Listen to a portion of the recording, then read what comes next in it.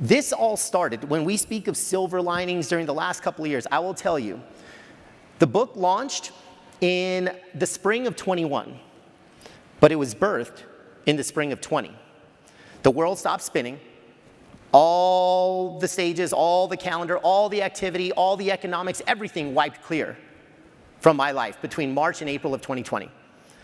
And by the end of June of 2020, a 300-plus page playbook was written. Silver lining of a quarantine. The second book is taking me over a year. That's a whole nother story. But with this one,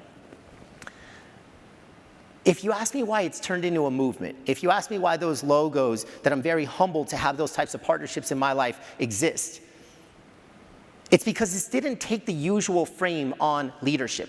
Typically, you look at a Webster dictionary, you see rank, role, title, authority. Well, that's cool for the 10% of the world that have those positions, but what about the 90%? How can you possibly create a movement when it is not a collaborative? I heard a lot about collaboration on the panel. How can you possibly do that if it's this top-down hierarchical thing? You can't. So the reality is, before we lead others, we must first lead ourselves. And you don't need a title to lead yourself. So today is about democratizing leadership. And everybody can step into leadership of self every day if we choose to. So here's what we're going to do. We're going to go through 5 pillars of playing offense, and at the end of each pillar, there's going to be an action item, a single way that you can play offense on Monday morning. We ready to dive in? Yes, yes, okay, good, fantastic. All right, so here we go. Pillar 1, to live with championship purpose. Think of this as your why. Think of this as your meaning and mission maker. When I say the word purpose, I say the words North Star. Oh, there goes Paul with his head in the clouds again. It's BS. Take a look at these stats, and these are just 4. I promise you, go to scienceofpurpose.org. It will take you weeks to digest every single stat and piece of evidence and research on how purpose connects to the bottom line. It is 100% the secret to what empowers greater performance. You see here some of the stats on performance and on productivity. Critical for this group.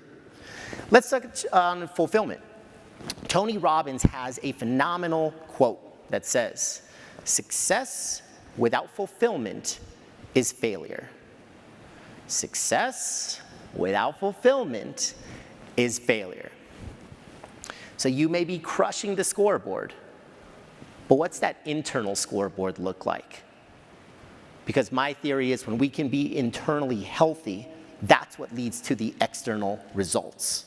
And then last but not least, 73% of global consumers will switch to higher purpose brands. So I would ask you, in this room, is Cardinal Health the only brand? Or could I look at each and every seat out there? Could I look at this stage and say that there is a brand in each and every one of us? You have a personal brand. You have a professional brand. The question is, are you leading with purpose? Which side of the ledger are you indexing? Are you leading with the what and the how, or the who and the why? And if I could impress that the who and the why is a great way to flip, in this case, almost 3 out of 4 global consumers will switch to a higher purpose brand. So I would then ask you, when you're out there, pharmacies and beyond, do they know something about your character, about what gets you out of bed, your personal, professional motivations, your values? And today we're going to double click on your why, your values, and some things that can really intrinsically express your higher purpose, not just as a feel-good, not just for intrinsic rewards, but for external results. So if I look back 15 years in this journey, ask me the most purpose-centered moment, memory, event, experience. And there's no doubt, me being a football guy, spent the first decade in basketball, last handful of years in football. I would have looked at those 2 trophies and said, man, to be in a leadership role for 2 Super Bowls, like total kid in a candy store moment.